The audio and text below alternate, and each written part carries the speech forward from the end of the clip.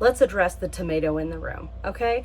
Sunrise on the Reaping comes out in theaters in November of this year, and I have no chill about this book. But if you want to read this, you gotta start with this, the very first Hunger Games book.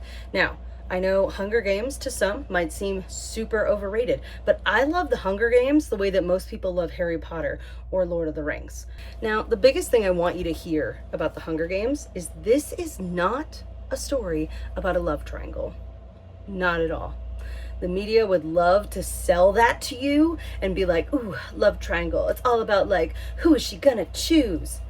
No, the main character, Katniss, an incredible hunter who is only out to save herself and save her family, does not care about the love triangle angle. In fact, she's as annoyed about it as you are. What I love about this book is it's so quiet and calculated, and she is not in it for any of the nonsense. And in a sense, we've discovered over the years that she's kind of an unreliable narrator, and that she does not believe that she is clever. She does not believe that she's strong or that she is capable of doing any of the things that she is more than capable, and maybe even better than some others who trained for the games. There's a small beach town in California, and one day, everyone above the age of 15, gone. And then the crazy part, there's a timer ticking by inside the book because this kid, Sam, yeah, everybody was named Sam back then. Let me tell you something. It was Sam and then it was Finn. But Sam is about to turn 15. He only has a few months left.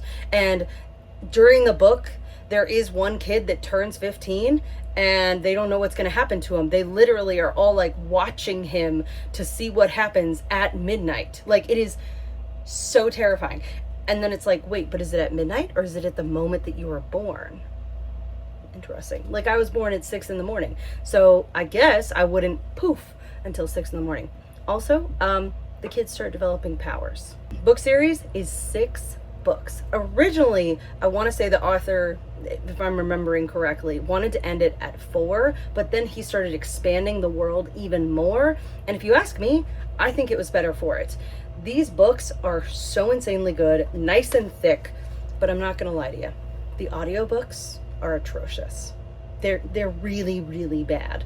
Whoever narrated them deserves to lose their job. I'm so sorry, whoever you are.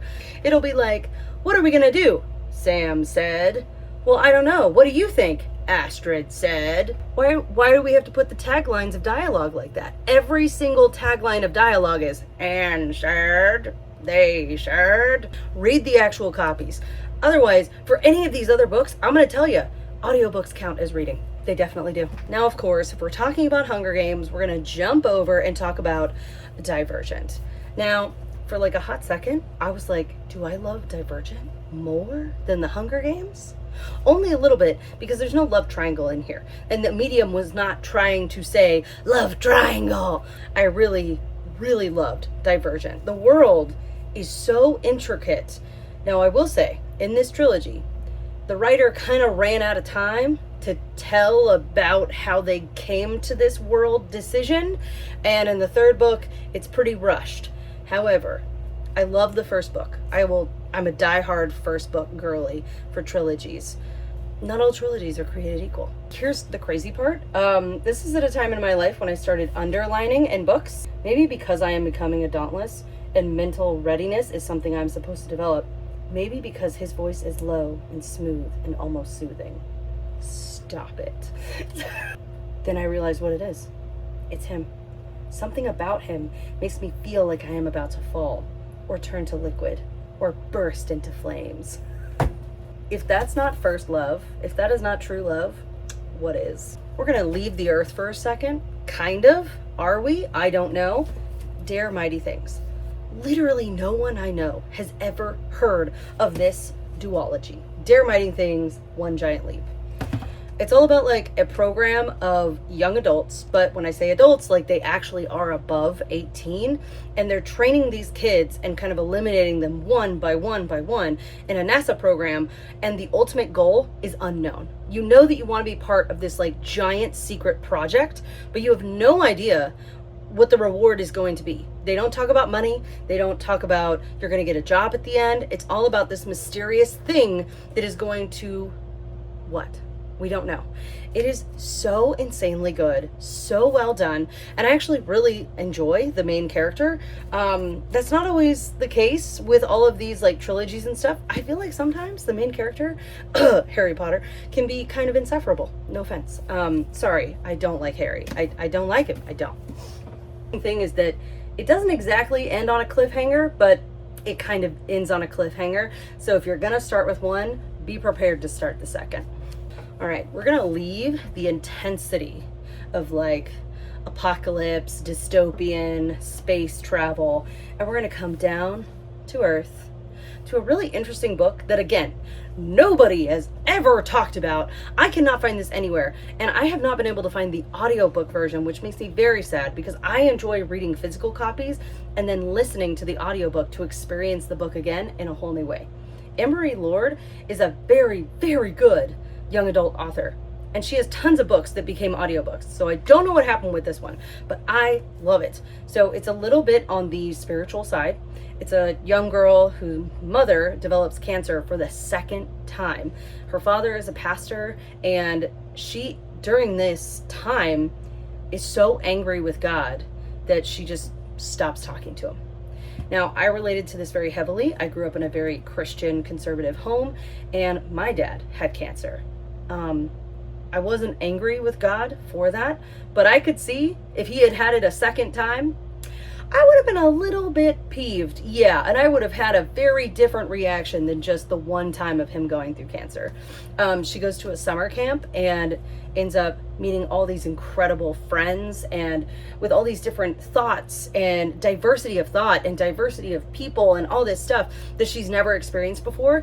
And I feel like that's so important for kids to see themselves in a book of like, not just as the main character, but all around. I think that's really important as a teen, especially to start learning about the world around you while still like in a safe space, which to me, summer camp can kind of be like that safe little home that becomes home away from home and expands you in ways that you never imagined. Crazy good book. So, so good. I need to reread it again today.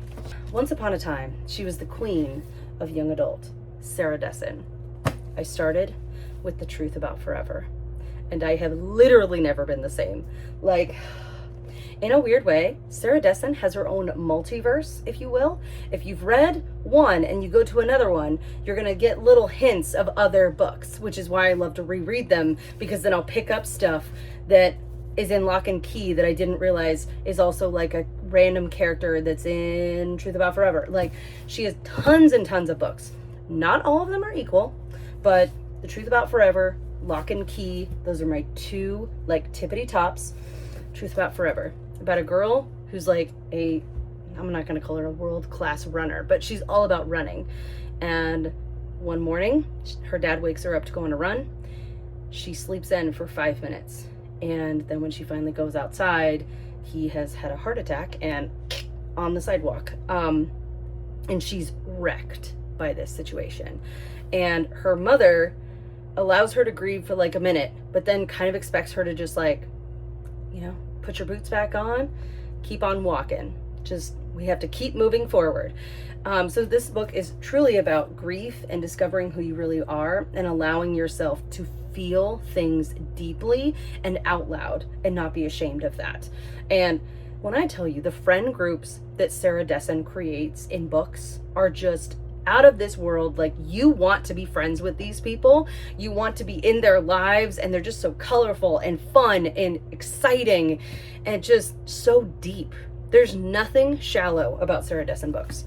Now, when we go to Lock and Key, I'm also going to warn you a little bit. Pretty much every single Sarah Dessen book has like mommy issues kind of going on. Like, there's always something to do with like the main character to the mother, usually. I mean, it's like, I'm going to call it 95% of the time.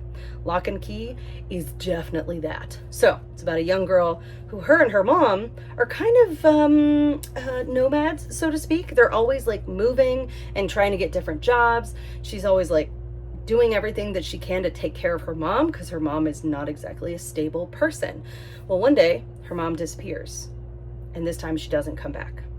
So her older sister, who she has not spoken to in like a decade, shows up to be her guardian. And she's like, absolutely not. I can handle myself all on my own. I do not need anyone. I don't even need my mother, even though I deeply miss her and I'm pretending that I don't. It is so insanely good.